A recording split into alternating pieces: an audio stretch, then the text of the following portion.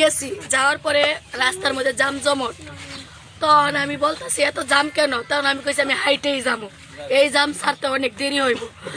যখন আমি হাইটে রওনা দিছি তখন অনেকের মুখ শুনতাছি মারছে, ভালো করছে, জেতা পুইরা হালাইলো নাকে।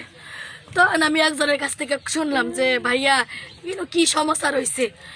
তখন বলতেছে একটা হিন্দু ছেলেকে মাইরা পুইরা হালাইছে।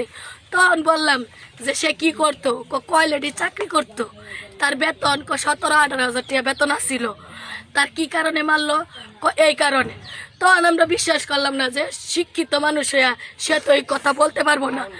হয়তো কয়লেডি দেখা কোনো সময় প্রোডাকশন কম দিতে পারছে, তার জন্যই সেকশনে মারামারি হয়েছে। পরে শুনি যে সেকশনের জনগণেরাই ওরে বলে মারছে। মারার পরে তার ভিতরের দিকে গাছের মধ্যে লটকাইছে, লটকাই হাইরা ওরে উপতা করে খুব মারছে।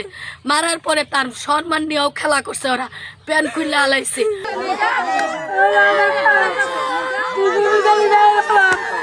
খুবই নিষ্ঠুর ভাবে মারছে। আমি বিচার চাই, খুব কঠিন বিচার চাই, ওনাদের ফাঁসি চাই। আমি কিভাবে চলবো? আমার একটা ছোট বাচ্চা আছে, আমার সংসারের হালদারের মধ্যে কেউ নাই।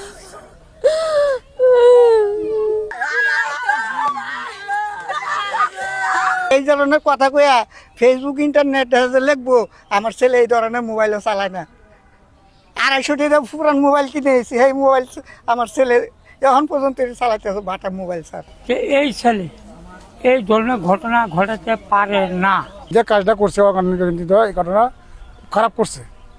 উনি খুব ভালো ছেলে ছিল, এই জন্য আমরা দুঃখিত গ্রামবাসী, আমাদের এলাকার লোক। ছেলে হিসাবে খুব ভালো ছিল। সে যারা বলছে এটা তো কোনো প্রমাণ দিতে পারছে না, তো কী করে বিশ্বাস করবো? এটা তারা ষড়যন্ত্রমূলক কাজটা করছে।